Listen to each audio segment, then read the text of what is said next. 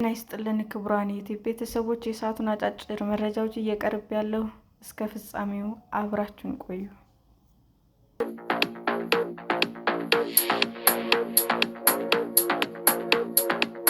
ለሳሙና ገንዘብ ለመቆጠብ ስል ልጆቼን እንዳይጫወቱ ነግሬያቸዋለሁ። በማላዊ የቤት ሰራተኛ የሆነችው ሱዛና ካቱሙምባ በየወሩ የምታገኘው 80,000 የማላዊ ገንዘብ ወይም 46 የአሜሪካ ዶላር ደመወዟን አብቃቅታ ቤተሰቧን ለምትደግፈው መንገድ በየቀኑ ትብሰለሰላለች። ሳሎን ውስጥ ካለ የውሃ ባልዲ ላይ እርጥብ ጨርቅ እያወጣች ጠረጴዛዎችንና ወንበሮችን ማጽዳት ስትጀምር ገንዘብ ለመቆጠብ የዘየደችውን መላ እያጤነች ነበር። የ43 ዓመቷ ወጣት ለቢቢሲ ስትናገር፣ የሳሙና ወጪ ለመቀነስ ታናናሾች ልጆቼን ሲጫወቱ በጣም እንዳይቆሽሹ ነግሬያቸዋለሁ። ነገር ግን በጣም ከባድ ነው፣ ምክንያቱም ልጆች ልጅ ስለሆኑ መጫወት ይፈልጋሉ። በዋና ከተማዋ ሊሎንግዌ የምትሰራ የ4 ልጆች እናት የሆነችው ወይዘሮ ካቱሙምባ ባለፉት ጥቂት ወራት በገበያ ላይ የሸቀጦች ዋጋ በመጨመሩ በደመወዟ ለመኖር ስትቸገር ቆይታለች። ከቀድሞ የትዳር አጋሯ ከምታገኘው ትንሽ የገንዘብ ድጋፍ በስተቀር ቤተሰቧን የማስተዳደር ኃላፊነት በእሷ ጫንቃ ላይ ያረፈ ነው። አብዛኛው ገንዘቧ ከዋና ከተማዋ በስተሰሜን ምዕራብ 130 ኪሎ ሜትር ርቃ በምትገኘው በትውልድ ከተማቸው በካሱንጎ ለሚኖሩ 4 ልጆቿ ትልካለች። ሁለቱ ትንሽ ልጆቿ አሁንም በትምህርት ላይ ሲሆኑ፣ 2 ትልልቅ ልጆች ደግሞ ስራ አጥ ናቸው። በግንቦት ወር የማላዊ የዋጋ ግሽበት በሚያዝያ ከነበረበት 29.2 በመቶ ወደ 27.7 በመቶ ዝቅ ያለ ቢሆንም፣ ይህ ግን በአፍሪካ ከተስተዋሉት ከፍተኛ የዋጋ ግሽበቶች አንዱ ነው። የሚገርመው ደመወዝ ባለበት መቆም ነው፣ የሸቀጦች ዋጋ ግን ከዕለት ወደ ዕለት እየጨመረ ነው የመጣው ስትል ካቱሙምባ ትናገራለች። ገንዘቡ ገና በእጃችን ከመግባቱ በፊት ያልቃል። በጣም ከባድ ሕይወት እየኖርን ነው። በቅርቡ የወጣው የእርናሴት ኢንዲያንግሪክ ሪፖርት ማላዊ ከቡሩንዲ፣ ሴራሊዮን፣ ሱዳን፣ ቬንዙዌላ እና ዚምባብዌ ጋር ከመጠን ያለፈ የዋጋ ግሽበት ኢኮኖሚ ያላቸው ከሚባሉ ጥቂት የዓለም ሀገራት አንዷ ነች ብሏል። ይህ በ3 ዓመታት ውስጥ ወደ 100% ወይም ከዚያ በላይ የሚደርስ ድምር የዋጋ ግሽበት ሲኖር ነው። የሂሳብ ድርጅቱ እንደገለጸው በዓለም አቀፍ የገንዘብ ድርጅት መረጃ መሰረት ማላዊ ከታህሳስ 2024 ጀምሮ የ3 ዓመት ድምር 116 በመቶ የዋጋ ግሽበት እንዳላት እና ለ2025 የ102 በመቶ የዋጋ ግሽበት እና ለ2026 66 በመቶ የ3 ዓመት የዋጋ ግሽበት ትንበያ አካሂዷል። ከዓለም ባንክ የተገኘው መረጃ እንደሚያሳየው ሀገሪቱ ከዓለም ድሃ ከሆኑ ሀገራት ተርታ ትሰለፋለች። በደቡባዊ አፍሪካ የምትገኘው ማላዊ 70 በመቶ የሚሆነው ሕዝብ በቀን $2.15 ባነሰ ገቢ እንደሚኖር ይገመታል። አሁን ያለው ኑሮ ውድነት ችግር ብዙ ጊዜዎች እንደ ካቱሙምባ ያሉትን ያለምንም ቁጠባ እንዲቀሩ አድርጓል። በወሩ መጨረሻ የተወሰነ ገንዘብ አጠራቅማለሁ ብዬ ራሴን ዋሻለሁ፣ ምንም የሚተርፍ ነገር የለም ትላለች። በእያንዳንዱ የትምህርት ዘመን 50,000 የማላዊ ገንዘብ ወይም $29 እከፍላለሁ። ከዚያ የመማሪያ ደብተር፣ ምግብና ሳሙና መግዛት ያስፈልገኛል። ሁሉንም የምገዛው ከዚህ ውጪ ደመወዜ ላይ ነው። ስኳር 1 ኪሎ አሁን 4,500 የማላዊ ገንዘብ ነው፣ $3 ነው። የምጣኔ ሀብት ባለሙያዎች የማላዊ ወቅታዊ የዋጋ ንረት ችግሮች በከፊል ከውጭ ምንዛሬ እጥረት ጋር ያያይዙታል። ማላዊ ሀገሪቱ ወደ ውጭ ከምትልከው የበለጠ ብዙ ስለምታስገባ ከውጭ ምንዛሬ እጥረት ጋር ትታገል ነበር። በማላዊ ዩኒቨርሲቲ የማክሮ ኢኮኖሚክስ መምህር እና የማላዊ ኢኮኖሚክስ ማህበር ፕሬዚዳንት ዶክተር በረታ ባንግራ ቼካደዛ ከፍተኛ ዋጋ ያላቸው ምርቶች ወደ ውጭ እየላክን አይደለም ሲሉ ለቢቢሲ ተናግረዋል። እንደ በቆሎ፣ አኩሪ አተር እና ስኳር ያሉ ምርቶችን ወደ ውጭ እንልካለን፣ ነገር ግን ውድ ምርቶችን እንደ ማዳበሪያ፣ መድኃኒት እና የቤት ዕቃዎች ከውጭ እናስገባለን። ለዚህም ከፍተኛ መጠን ያለው የውጭ ምንዛሬ እንፈልጋለን።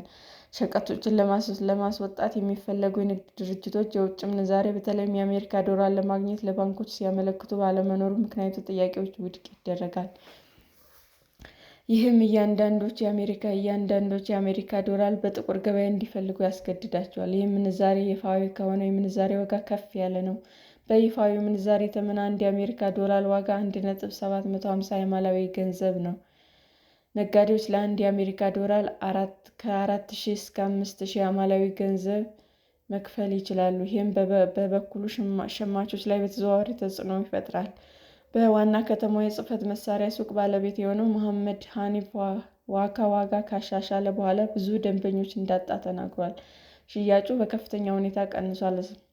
ሰራተኞችን መቀነስ ነበረብኝ ሲል ለቢቢሲ ተናግሯል። እንደ ቢሮ ዕቃዎች፣ እስክሪብቶ እና ማስታወሻ ደብተር ያሉ ለሱቅ የሚሆኑ ዕቃዎች ወደ ሀገር ውስጥ ያስገባ ቢሆንም በውጭ ምንዛሬ እጦት ሳቢያ አሁን ዕቃዎች በሀገር ውስጥ ለማግኘት እየሞከረ ነው። ባንኮቻችን የውጭ ምንዛሬ እየሰጡን ወቅት አላስታውስም። ለውጥ ለማየት የቋመጡ መደበኛ ያልሆኑ ነጋዴዎች በየካቲት ወር ተቃውሞ ለማሰማት ወደ ጎዳና ወጥተው ነበር። በመቶዎችም የሚቆጠሩ የማላዊ ፓርላማ መግቢያ ዘግተዋል። የሉንጊ ጾካ የይሁድ ገበያ ሊቀመንበር የሆኑት ሰቲቪ ማጎሜምቦ ለቢቢሲ እንደተናገሩት በእርግጥ ተጎድተናል፣ ከንግድ ስራዎቻችን ትርፍ ማግኘት አለብን ብለዋል። ነገር ግን እየወደቅን ነው። ማላዊያን ሸቀጣችን መግዛት ተስኗቸዋል። በዚህ ዓመት መጀመሪያ ላይ ከአይኤምኤፍ ጋር የተደረሰው የ$175 ሚሊዮን የብድር ስምምነት ለጊዜው መቆሙ ይፋ መደረጉ ይታወሳል። የ4 ዓመት ብድር በህዳር 2023 የጸደቀ ሲሆን እስካሁን $35 ሚሊዮን ተሰጥቷል። በአይኤምኤፍ ፖሊሲ መሰረት በ18 ወራት ውስጥ የሚደረጉ ግምገማዎች ካልተጠናቀቁ ፕሮግራሙ ወዲያውኑ ያበቃል። እናም እስካሁን ድረስ ምንም አይነት ግምገማዎች በተሳካ ሁኔታ አልተጠናቀቁም ሲሉ የማላዊ የአይኤምኤፍ ሚሽን ኃላፊ ጀስቲን ታይስ ለቢቢሲ ተናግረዋል። ሚስተር ታይሰን አክለውም የፊስካል ዲሲፕሊን በከፍተኛ የውጭ ጫና ምክንያት አሁን ባለው አካባቢ ለመጠበቅ አስቸጋሪ ሆኖ ተገኝቷል ብለዋል። ሆኖም የማላዊ የፋይናንስ ሚኒስትር ሴፕሬክስ ቺፕቲላን ባንዳ በውሎች ላይ አለመግባባት በመኖሩ ብድሩን ለማገድ የወሰነው መንግስት ነው ብለዋል። ባንድ ለቢቢሲ ወርልድ ቢዝነስ ሪፖርት ተቀማጭ እንዲኖራቸው ሲነግሯቸው፣ ነገር ግን ሀገሪቱ ነዳጅ ስለሌላት ሀገሪቱ ጋዘናዋ ባዶ ቢሆንም ተቀማጭ ከማከማቸት ይልቅ ነዳጅ መግዛት ትመርጣለች ብለዋል። ፕሮግራሙ ውስጥ ለመቆየት የነዳጅ ዋጋ መስተካከል እንዳለብን ተነግሮን ነበር፣ ነገር ግን ይህ በመሰረታዊ ሸቀጦች ዋጋ ላይ አሉታዊ ተጽዕኖ ሊያሳድር ይችላል። የማላዊ ብሔራዊ ምርጫ በመጪው መስከረም ሊካሄድ የታቀደ በመሆኑ መንግስት የዋጋ ቅነሳ ለማድረግ በርካታ እርምጃዎችን እየወሰድኩ ነው ብሏል። የንግድ ሚኒስትሩ ቤት ምቦክ ሙምባ የውጭ ምንዛሬ መከፋፈል እንዳለበት አምነዋል። አክለውም የተመዘገቡ ንግዶች በመጠባበቂያ ባንክ ወይም በፋይናንስ ሚኒስቴር በኩል አስፈላጊ ለሆኑ ነገሮች ማመልከት ይችላሉ ብለዋል። ነገር ግን ለዋጋ ንረቱ ነጋዴዎችን ተጠያቂ ያደርጋል። ሚኒስትሩ ለቢቢሲ እንደተናገሩት የኢኮኖሚ ማወክን የሚመለከት ሕግ ያዘጋጀ ነው። ይህም ለመቆጣጠር አስፈላጊ የሸቀጦችና አገልግሎቶች ረቂቅ ሕግ ይኖራል ብለዋል። ይህ በእንዲህ እንዳለ ዋና ተቃዋሚ ፓርቲ ለዋጋ ግሽበት በስልጣን ያሉ ሰዎች ተጠያቂ አድርጓል። የዋጋ ንረት ምክንያት ምንም ይሁን ምን የኑሮ ውድነቱ ትልቅ የምርጫ ቅስቀሳ ጉዳይ ሊሆን ይችላል። የማላዊ ዜጎች የዕለት ተዕለት ትግላቸው በመንግስት እቅድ እንደሚቀል ተስፋ ያደርጋሉ እና ሁሉም በኢኮኖሚው ላይ ዘላቂ መረጋጋት የሚመጣ መፍትሄ ይፈልጋል። ካቱምባ ለእርዳታ መንግስት እንጠብቃለን። ፖለቲከኞች ውሳኔያቸውን በሚያደርጉበት ጊዜ አነስተኛ እድል ያላቸውን ማላዊያን እንደሚያስታውሳቸው ተስፋ አደርጋለሁ ትላለች። ሰላም ጤና ይስጥልን ውድ የዩቲዩብ ቤተሰቦቼ እንዴት ናችሁ? አዲስ ጀማሪ ነኝ እና ሰብስክራይብ ያደረጋችሁ አበረታቱኝ። አመሰግናለሁ። የዩቲዩብ አድማጮቻችን ለሰዓቱ ያቀረብኩላችሁ አጫጭር መረጃዎች ይህንን ይመስል ነበር። በሌላ መረጃ እስክንገናኝ ሼር፣ ላይክ፣ ሰብስክራይብ እንዲሁም ቢቀርብልን የምትሉት መረጃ ካለ ኮመንት እያደረጋችሁ ቸር ቆዩን።